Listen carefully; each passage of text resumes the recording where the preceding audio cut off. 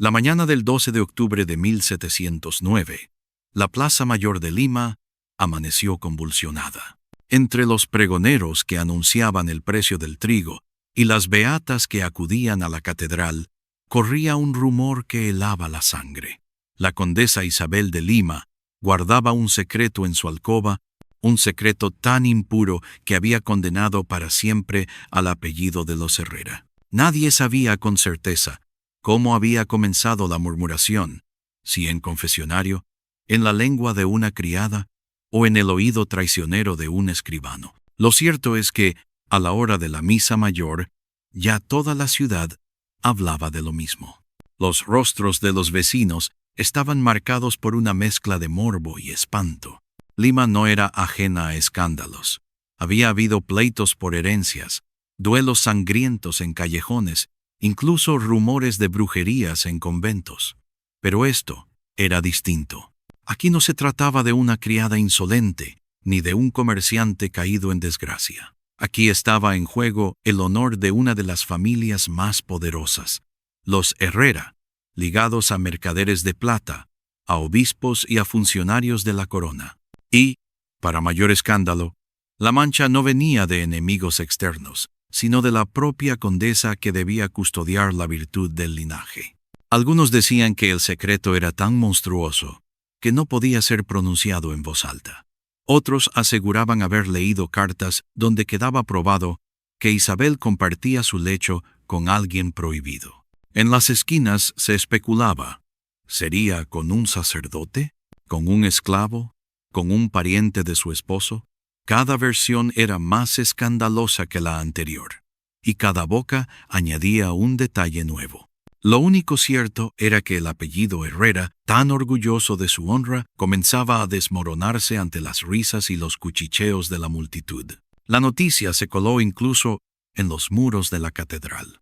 Mientras el arzobispo elevaba sus oraciones, las damas escondían sonrisas detrás de los abanicos y los caballeros fingían devoción mientras se lanzaban miradas cómplices. Nunca una misa había sido tan tensa. Nunca la figura de una mujer ausente, pues Isabel no acudió esa mañana, había dominado tanto los pensamientos de toda una ciudad. Cada palabra del Evangelio parecía cargada de doble sentido, como si los mismos cielos se burlaran de la caída de los Herrera. Y sin embargo, entre tanto rumor, había una certeza imposible de negar.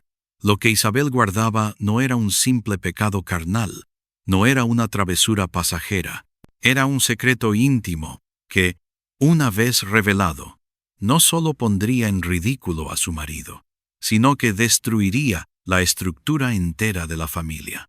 Porque en Lima, en 1709, un error de alcoba podía pesar más que la traición a la corona, podía arruinar más que una bancarrota. El honor era la moneda más frágil y más codiciada, y la condesa estaba a punto de convertirlo en arma mortal. Aquel día, mientras el sol caía sobre los balcones tallados de madera y los carros crujían sobre el empedrado, una frase se repetía en cada esquina, en cada mercado, en cada confesonario. El secreto de Isabel acabará con los Herrera. Y nadie sabía aún hasta dónde podía llegar la furia contenida de una mujer que había vivido en silencio demasiado tiempo. Isabel de Lima había nacido en el seno de una familia de abolengo venido a menos. Sus padres, orgullosos de un linaje antiguo, se habían empeñado en mantener las apariencias aunque las arcas estuvieran casi vacías. Desde niña, Isabel aprendió a caminar erguida, a hablar con un tono pausado, a bordar con manos delicadas y a callar lo que pensaba. Creció entre los muros de un convento, educada por monjas que le repetían cada día que el destino de una mujer noble no era brillar por sí misma, sino custodiar el honor de su esposo y dar herederos legítimos. Cuando cumplió 18 años, su belleza ya era tema de conversación en Lima. Piel clara, cabellos oscuros, unos ojos que parecían contener secretos no dichos. Pero esa belleza no era vista como un don, sino como un recurso familiar. Había que colocarla en un matrimonio que devolviera prestigio, y solvencia. Así, cuando don Rodrigo de Herrera, rico comerciante de plata y azúcar, buscó esposa para consolidar el apellido, la elección fue inmediata. Isabel se convertiría en la condesa Herrera. La boda fue fastuosa, con procesión solemne, música de coros y banquete, que desbordó en vino y carnes. A ojos del mundo, Isabel se convirtió en la mujer más afortunada de la ciudad, unida a un apellido poderoso, instalada en una mansión llena de criados y joyas. Pero detrás de las puertas cerradas, la realidad era muy distinta. Rodrigo no era un hombre de ternura ni de pasión, sino un calculador frío, obsesionado con las ganancias y con su posición social. Trataba a Isabel como a una joya que debía exhibirse en público, pero en la intimidad apenas le dedicaba palabra ni caricia. La joven esposa soportaba las noches en silencio.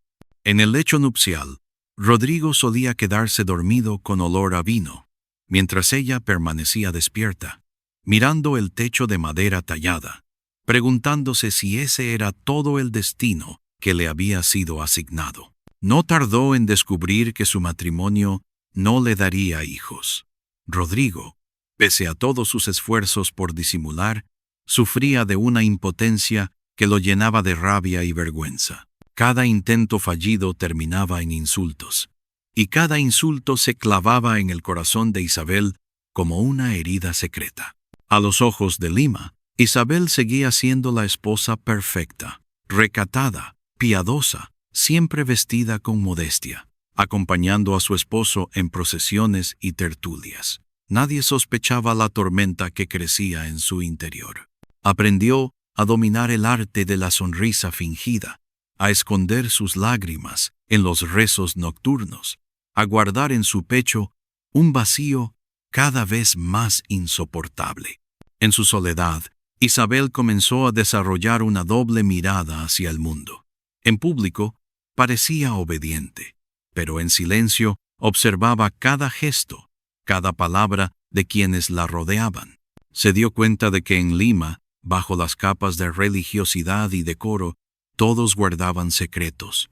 Frailes que bebían en tabernas, damas que se entregaban a esclavos en la penumbra, comerciantes que mentían en los registros reales. Comprendió que el secreto era el verdadero poder, y que quien supiera guardarlo y usarlo podía dominar incluso a los más fuertes. A los 22 años, Isabel ya no era la niña educada en conventos, sino una mujer con mirada profunda y pensamientos peligrosos. Había aprendido que su cuerpo, despreciado por un esposo incapaz, podía ser un arma de seducción. Había entendido que su silencio podía transformarse en amenaza. Y aunque aún no lo sabía del todo, estaba a punto de descubrir que un solo secreto íntimo podía arrastrar a toda una familia al abismo. Lima, en 1709, era el corazón palpitante del virreinato del Perú. Una ciudad de contrastes, donde la riqueza de las minas de Potosí llegaba en caravanas de plata para embarcarse hacia Sevilla, y donde la pobreza de miles de esclavos y criados se escondía bajo los balcones tallados que adornaban cada calle. A simple vista, Lima parecía una joya barroca. Iglesias deslumbrantes, conventos rebosantes de reliquias, mansiones con patios interiores llenos de azulejos sevillanos. Pero detrás de esa fachada espléndida, la vida estaba gobernada por dos obsesiones: el honor y la apariencia. La sociedad limeña se organizaba como un tablero rígido. En lo alto, la aristocracia criolla, orgullosa de sus apellidos y de su limpieza de sangre, aunque muchas veces empobrecida. Justo debajo, los grandes comerciantes, familias como los Herrera, que habían amasado fortunas en plata y azúcar, pero que todavía sufrían el desprecio sutil de los linajes antiguos. Más abajo, una legión de mestizos, mulatos y esclavos, cuya sangre mezclada era considerada mancha eterna, aunque fueran ellos quienes sostenían la riqueza con su trabajo. Y en el centro de todo, la Iglesia, vigilando con ojos de hierro la moral y los cuerpos de todos. En ese Lima obsesionado con el decoro, el matrimonio era una transacción política. Nadie se casaba por amor. Las uniones eran pactos para reforzar nombres, para adquirir haciendas, para asegurar la continuidad de un apellido. La virginidad de la novia, la fidelidad de la esposa y la legitimidad de los hijos eran piezas sagradas en ese ajedrez. Un error, un rumor, una mancha bastaba para que toda una familia quedara arruinada. El apellido Herrera había llegado de España hacía apenas 2 generaciones, enriquecido con el comercio marítimo. Habían comprado casas señoriales, tierras de caña y esclavos africanos. Su fortuna crecía, pero su prestigio no era del todo sólido. Para muchos limeños, seguían siendo mercaderes advenedizos, más cercanos al olor del puerto que a la nobleza. Por eso, Rodrigo de Herrera buscó a Isabel. Un matrimonio con ella significaba un puente hacia el abolengo limeño, una fachada de nobleza que blanqueara su apellido. Pero esa fachada era de cristal. Rodrigo sabía que su honor dependía de que Isabel cumpliera el papel que la sociedad exigía. Debía ser recatada, debía dar un hijo varón y debía callar. Nada más. Cualquier desviación podía abrir grietas imposibles de cerrar. La iglesia vigilaba con atención. El confesionario era un arma de control. Los pecados carnales eran castigados con penitencias severas, y la sospecha de adulterio podía terminar en escándalo público, incluso en cárcel o convento forzado. Las damas de Lima sabían que vivían bajo una lupa.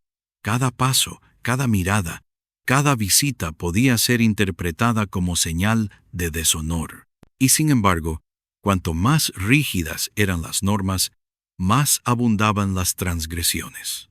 En las cocinas y establos, las criadas y los esclavos eran testigos de pasiones prohibidas, esposas que buscaban consuelo en amantes ocultos, frailes que bebían y se perdían en juegos, caballeros que visitaban mancebías, disfrazados de peregrinos.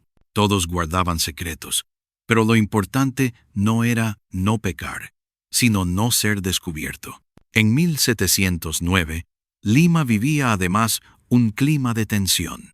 Los precios de los alimentos subían, los terremotos habían dejado cicatrices en los templos, y la corrupción corroía cada institución. La ciudad estaba inquieta, y esa inquietud hacía que los rumores corrieran con más rapidez. Cualquier historia escandalosa encontraba terreno fértil, y ningún rumor podía ser tan sabroso como el de una condesa noble desafiando las reglas del honor. Isabel vivía en medio de ese universo de hipocresía. Cada día veía desfilar por su casa a comerciantes, clérigos, damas y funcionarios que se presentaban con sonrisas pero escondían dobles vidas. Aprendió a descifrar en los abanicos, en los gestos mínimos, los secretos que todos se empeñaban en tapar. Y comprendió que su propio silencio podía convertirse en máscara y en escudo. En ese contexto, un secreto íntimo no era solo un pecado privado. Era un arma capaz de incendiar reputaciones, de derrumbar familias enteras. Y el secreto que Isabel estaba a punto de engendrar en cartas, en susurros, en noches prohibidas, no sería uno cualquiera. Sería el secreto que arrasaría a los Herrera, no con espadas ni incendios, sino con la vergüenza pública, con la risa cruel de toda una ciudad que vive para contemplar la caída ajena. Las primeras grietas en la vida de Isabel comenzaron como susurros nocturnos en los corredores de la mansión Herrera. Criadas que apagaban las velas demasiado pronto, pasos suaves en la galería, un crujido de maderas que parecía no corresponder a nadie. Isabel, condenada a un matrimonio frío, descubría poco a poco que en medio de aquella jaula dorada había rendijas por donde se filtraba la tentación. Rodrigo, su esposo, pasaba cada vez más tiempo en el puerto y en tertulias con comerciantes. Regresaba tarde, a menudo ebrio, y caía rendido sin pronunciar palabra. Isabel quedaba sola entre paredes cargadas de tapices, escuchando el eco de su propia respiración.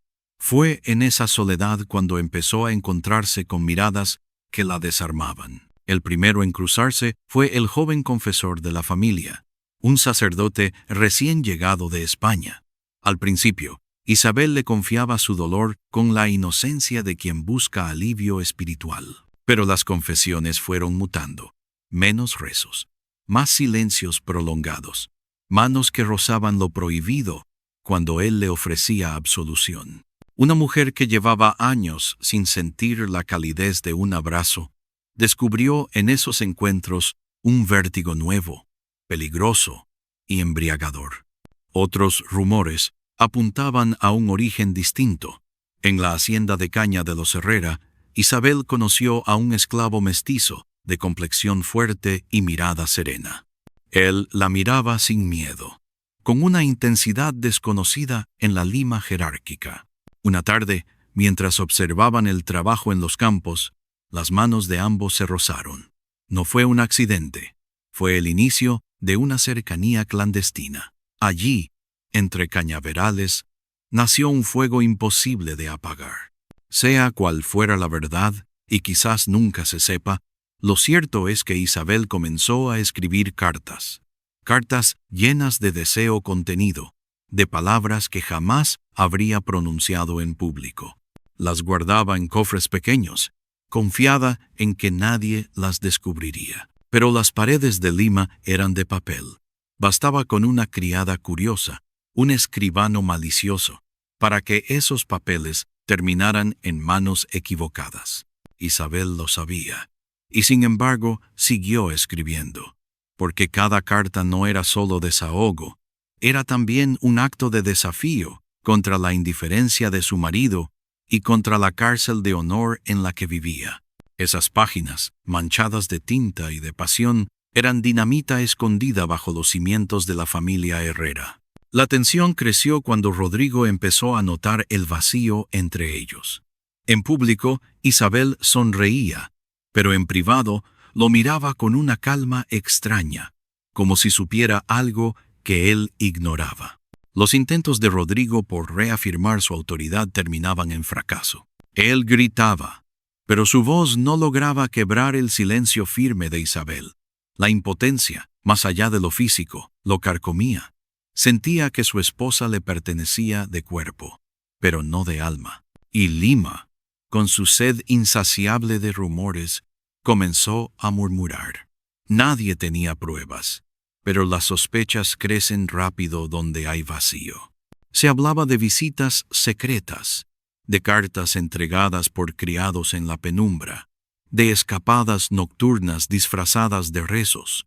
El apellido Herrera, tan cuidadoso en su ascenso social, empezaba a aparecer en bocas que lo pronunciaban con burla. Isabel, lejos de asustarse, parecía fortalecerse con esos rumores. Descubrió que no solo tenía un secreto, sino que ese secreto la hacía poderosa. En un mundo donde las mujeres eran calladas, ella tenía algo que podía hacer temblar a un apellido entero. Esa sensación la transformaba. Ya no era la esposa sumisa educada en conventos, sino una mujer consciente de que guardaba en su pecho la llave de la destrucción. En cada mirada cómplice, en cada carta escrita, en cada silencio calculado, Isabel construía el terreno del escándalo. Un terreno que no tardaría en estallar, porque en Lima no había pecado más grande que un secreto íntimo revelado en público. Y ella, aunque aún no lo decía en voz alta, ya había elegido. Si debía caer, arrastraría a todos los Herrera con ella. El cambio en Isabel no ocurrió de un día para otro. Fue un proceso silencioso, casi imperceptible, como el crecimiento de una raíz bajo tierra. Al principio, ella todavía se debatía entre la culpa inculcada por la Iglesia y el deseo que palpitaba en su cuerpo. Pasaba noches enteras de rodillas, rezando frente a un crucifijo, pidiendo perdón por pensamientos que no podía detener. Pero cada vez que pronunciaba un Padre Nuestro, su mente volvía a las miradas, a las cartas, a los instantes robados que le daban sentido a su vida. Con el tiempo, La culpa se fue transformando en otra cosa, en conciencia de poder. Isabel comprendió que su secreto, lejos de ser una condena, era un escudo y un arma. Mientras Rodrigo la miraba con desconfianza, mientras los vecinos murmuraban, ella sabía que tenía algo que ninguno podía controlar. Podían vigilar sus pasos, podían cercar sus palabras, pero lo que ardía en su pecho, nadie podía apagarlo. La joven educada en conventos, que había sido moldeada para obedecer, empezó a ensayar un nuevo papel, el de mujer calculadora. Ya no lloraba en silencio, ya no se lamentaba de su destino. Ahora observaba con frialdad, como quien analiza un tablero de ajedrez. Descubrió que la mansión de los Herrera era un mundo lleno de grietas, criadas que hablaban demasiado, esclavos dispuestos a vender información, escribanos ávidos de dinero. Isabel empezó a tejer su propia red, pequeña al inicio, hecha de favores y confidencias. En las reuniones sociales, su sonrisa tenía ahora otro matiz. Ya no era la sonrisa forzada de una esposa sumisa, sino la de alguien que oculta un triunfo invisible. Mientras Rodrigo intentaba imponer su autoridad, Isabel lo desarmaba con silencio. Cada gesto de indiferencia lo humillaba más que cualquier grito. Y él, incapaz de cumplir con el deber de esposo, empezaba a temer que todo Lima lo supiera. Esa fragilidad masculina se convirtió en el terreno donde Isabel plantó sus semillas. Cuando Rodrigo la acusaba de frialdad, ella respondía con calma, con frases ambiguas que lo envenenaban. Quizás no todos los hombres llevan la misma carga. Rodrigo, algunos saben cumplir con lo que se espera de ellos. No hacía falta decir más. Cada palabra dejaba a su marido sumido en la inseguridad. La transformación fue tan profunda que incluso sus amantes, si era uno o eran varios, comenzaron a verla distinta. Ya no era la mujer desesperada que buscaba consuelo, sino una estratega que utilizaba la pasión como recurso. Entendió que su cuerpo, despreciado por su esposo, podía ser un instrumento de dominación, que una caricia podía convertirse en promesa, y una promesa en amenaza. Isabel dejó de temer al descubrimiento. De hecho, empezó a coquetear con la idea de que el secreto estallara. En lugar de esconder las cartas, las conservaba en cofres que sabía vulnerables. Permitía que algunas criadas las vieran, confiada en que los rumores crecerían. Cada nuevo murmullo aumentaba su poder. Los Herrera estaban atados por el miedo, incapaces de acusarla sin arruinarse ellos mismos. Así, la mujer que había sido víctima se convirtió en verdugo. Su silencio, antes signo de sumisión, era ahora un filo que amenazaba cortar reputaciones. Su fragilidad aparente escondía un corazón endurecido por años de humillación. Y aunque todavía no lo decía en voz alta, Isabel había tomado una decisión. Si el mundo quería verla como pecadora, ella convertiría ese pecado en la espada que derrumbaría a su propia familia política. La metamorfosis era completa.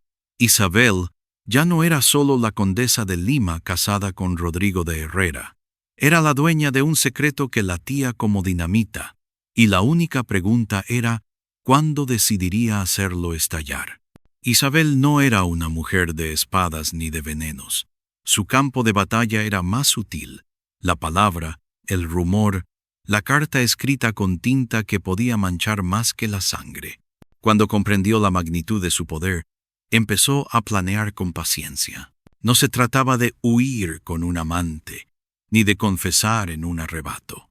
Se trataba de hundir a los Herrera en el único terreno que les dolía, el honor público. El primer paso fue asegurarse de que su secreto existiera en papel.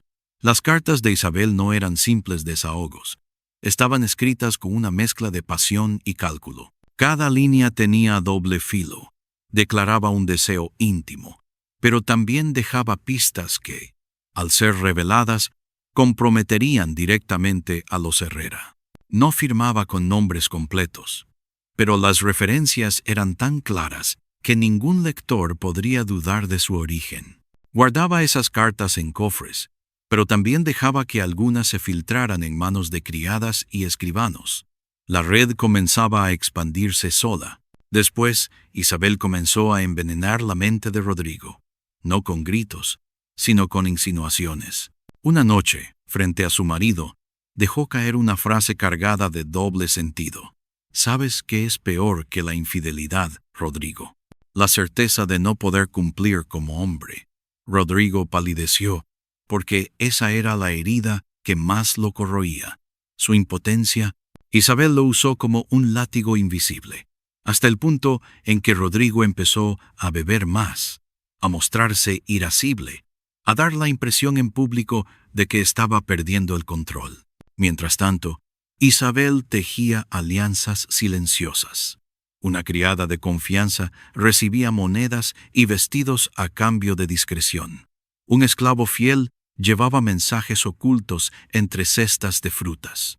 Un escribano, acostumbrado a falsificar documentos, aprendió a reproducir su letra.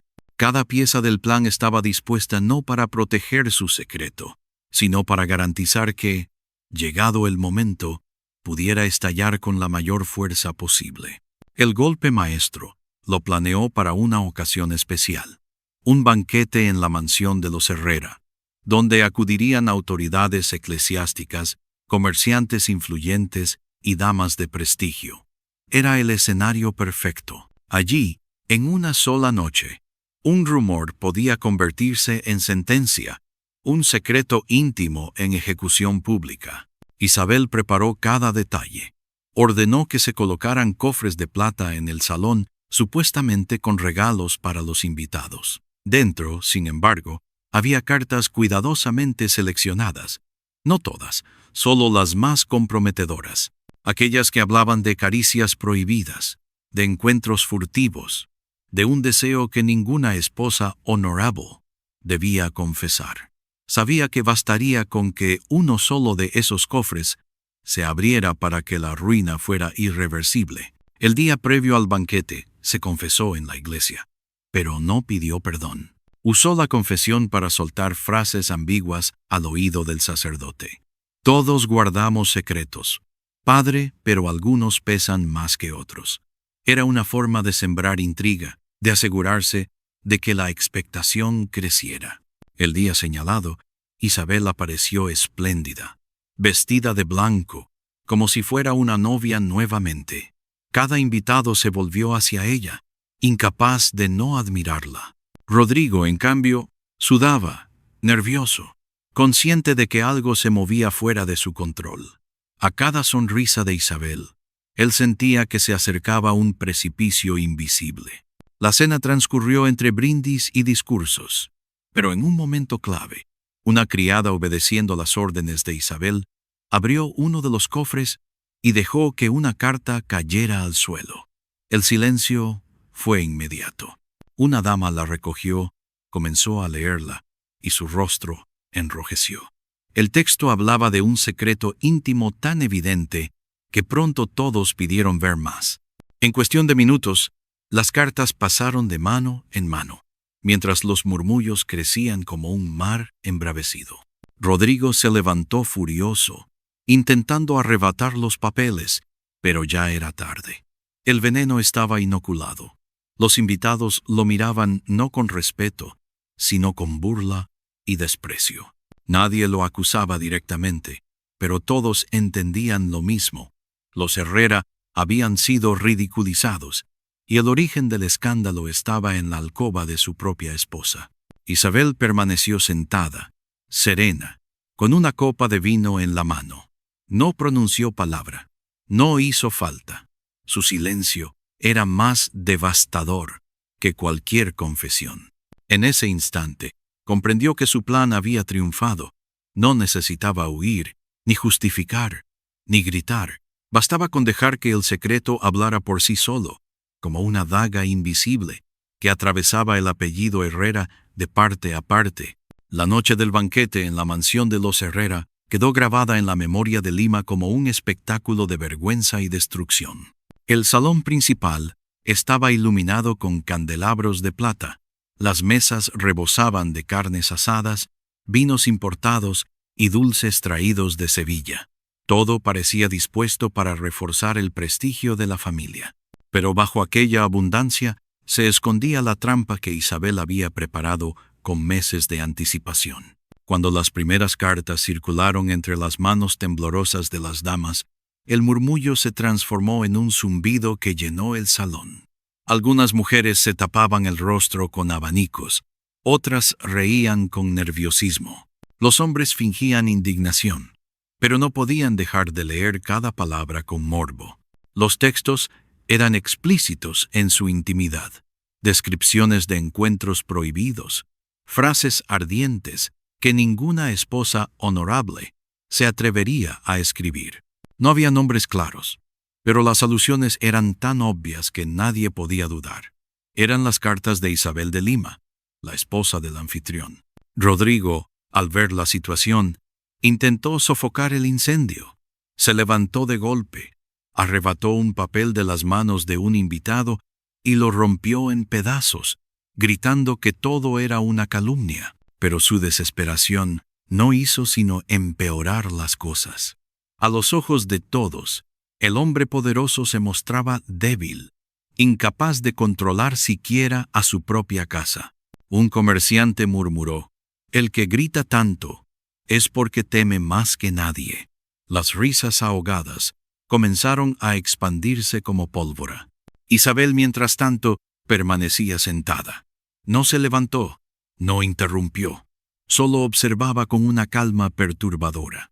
Esa serenidad contrastaba con la furia de Rodrigo, y pronto los invitados entendieron el mensaje.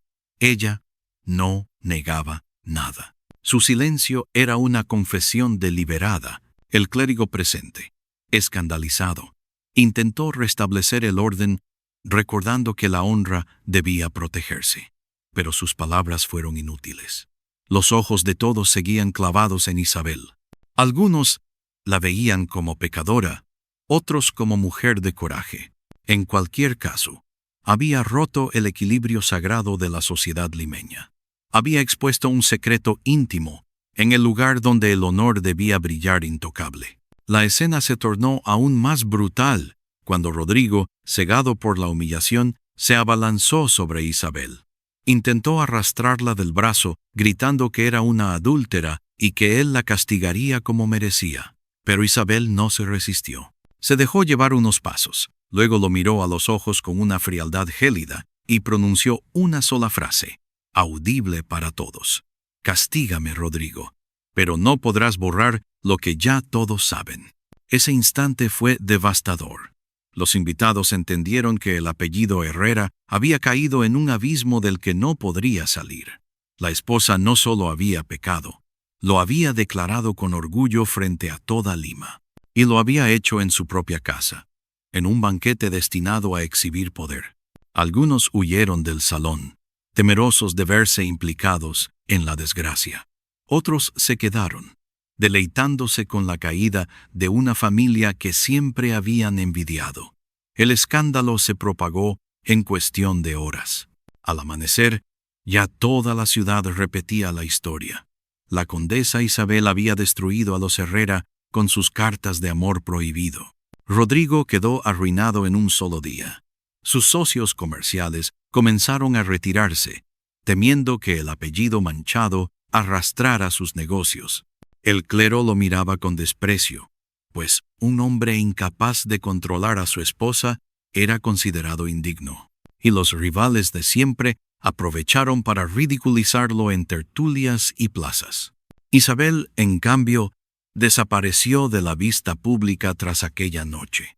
Algunos decían que había escapado con su amante. Otros afirmaban que se refugió en un convento, protegida por monjas que la veían como víctima de un matrimonio cruel. Y no faltaban los que juraban que Rodrigo intentó envenenarla para recuperar algo de honor perdido. Lo cierto es que el apellido Herrera nunca se recuperó. En cuestión de semanas, pasaron de ser una de las familias más respetadas de Lima a convertirse en ejemplo de escarnio. Y todo por un secreto íntimo que, una vez liberado, no pudo ser contenido. El banquete terminó siendo recordado no por su abundancia ni por su lujo, sino por ser la escena en la que una mujer sola, armada únicamente con cartas y silencio, desmanteló el prestigio de un linaje entero. Después del banquete, Lima quedó marcada por un silencio expectante. Todos hablaban de Isabel, pero nadie sabía con certeza dónde estaba. Algunos juraban haberla visto partir en una carroza rumbo al puerto, acompañada por un criado fiel que llevaba consigo cofres pequeños. Otros aseguraban que se había refugiado en el convento de Santa Clara, bajo la protección de unas monjas que simpatizaban con mujeres maltratadas por sus esposos. Incluso corrían rumores más oscuros, que Rodrigo, cegado por la vergüenza, había encerrado a Isabel en una celda secreta de la hacienda, jurando que nunca más volvería a mostrarse ante el mundo. Lo cierto es que la figura de Isabel se volvió leyenda.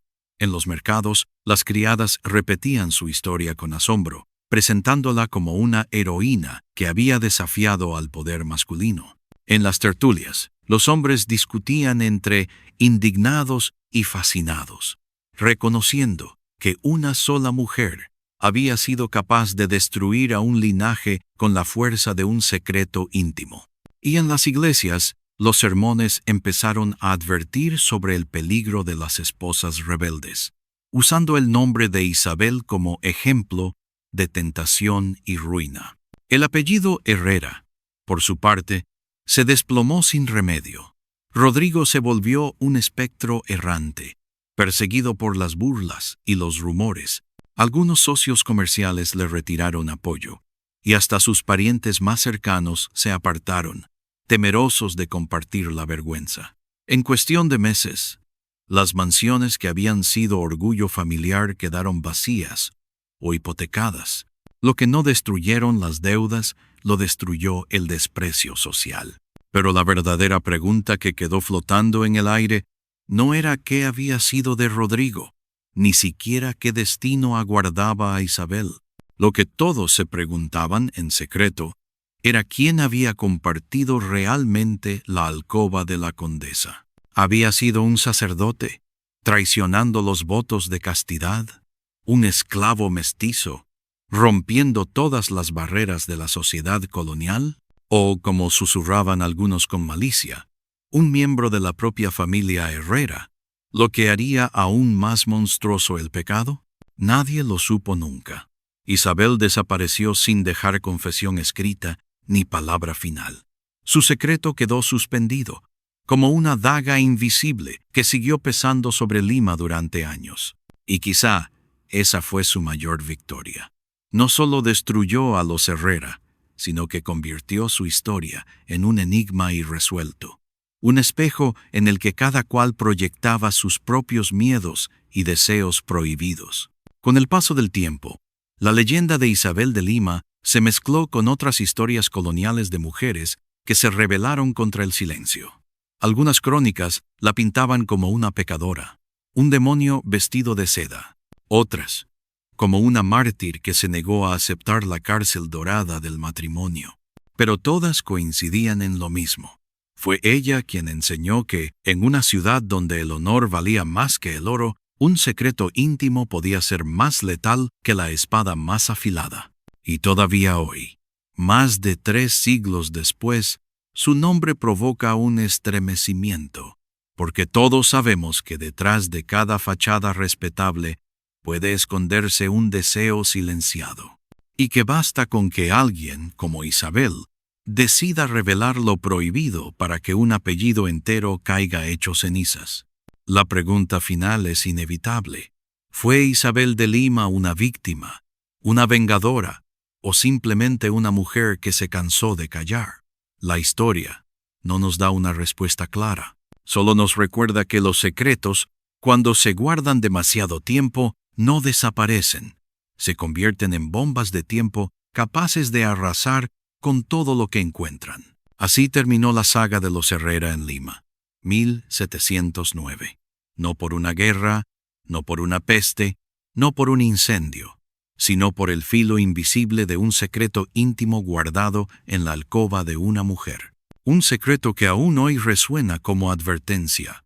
En el mundo del honor, lo más pequeño puede destruir lo más grande.